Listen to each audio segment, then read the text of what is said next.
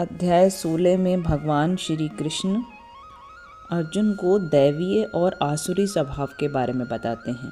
भगवान कहते हैं, हे भरतपुत्र, निर्भयता, आत्मशुद्धि, आध्यात्मिक ज्ञान का अनुशीलन, दान, आत्मसंयम, यज्ञपरायणता, वेदाध्ययन, तपस्या, सरलता, अहिंसा, सत्यता, क्रोध विहीनता, त्याग, शांति, समस्त जीवों पर करुणा, लोभ विहीनता, भद्रता, लज्जा, संकल्प, तेज, क्षमा, धैर्य, पवित्रता, ईर्ष्या तथा सम्मान की अभिलाषा से मुक्ति, ये सारे दिव्य गुण हैं जो दैवीय प्रकृति से संपन्न देव तुल्य पुरुषों में पाए जाते हैं।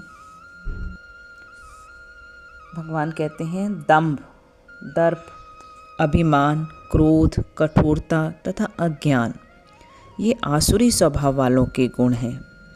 दिव्य गुण तो मोक्ष के लिए अनुकूल हैं, परंतु आसुरी गुण बंधन दिलाने के लिए होते हैं।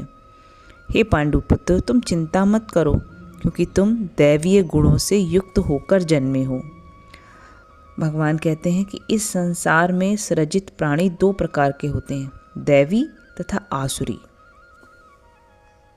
जो आसुरी हैं वे नहीं जानते कि उन्हें क्या करना चाहिए और क्या नहीं करना चाहिए। उनमें ना तो पवित्रता, ना उचित आचरण और ना ही सत्य पाया जाता है।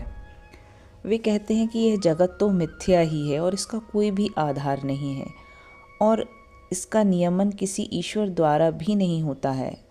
वह कहते हैं कि यह सब काम से उत्पन्न है और काम के अतिरिक्त इसका कोई भी कारण नहीं है। आसुरी स्वभाव के लोग लाखों इच्छाओं के जाल में बंधकर तथा काम तथा क्रोध में लीन होकर इंद्रिय तृप्ति के लिए अवैध ढंग से धन संग्रह करते हैं और विषयों के संयोग से होने वाले सुख को ही सुख मानते हैं। ऐसे व्यक्ति सोचते हैं कि आज मेरे पास इतना धन है, मैं और अधिक धन कमाऊंगा, भविष्य में यह मेरे पास और अधिक हो जाएगा, यह मेरा शत्रु है, मैंने उसे मार दिया है, मैं सभी वस्तुओं का स्वामी हूँ, मैं भोक्ता हूँ, मैं सुखी हूँ, मैं सबसे धनी हूँ, सबसे अमीर हूँ, मेरे समान कोई शक्तिमान सुखी नहीं है, मैं यज्ञ करूँगा, दान दूँगा, इस तरीके से आनंद मनाऊँगा। इस प्रकार ऐसे व्यक्ति अज्ञानवश मोहग्रस्त होते रहते हैं। इस प्रकार ऐसे आसुरी स्वभाव के व्यक्ति चिंताओं से उद्विग्न होकर और मोहजाल में बंधकर और वे सुख की कामना में, इच्छाओं की तृप्ति में बहुत अधिक आसक्त हो जाते हैं और नरक में गिरते हैं। जो लोग ईर्ष्यालु तथा क्रूर हैं और नराधम हैं, उन्हें मैं निरंतर विभिन्न आसुरी योनियों में भवसागर में डालता रहता हूँ। ऐसे व्यक्ति बार बार जन्म ग्रहण करते हुए भी कभी भी मुझ तक नहीं पहुँच पाते और वे धीरे धीरे अत्यंत अधम गति को प्राप्त होते हैं। इस नरक के 3 द्वार हैं, काम, क्रोध तथा लोभ।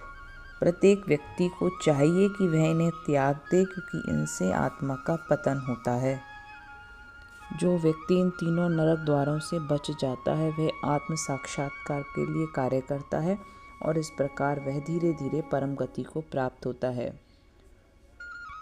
अतः मनुष्य को जानना चाहिए कि शास्त्रों के विधान के अनुसार क्या कर्तव्य है और क्या अकर्तव्य।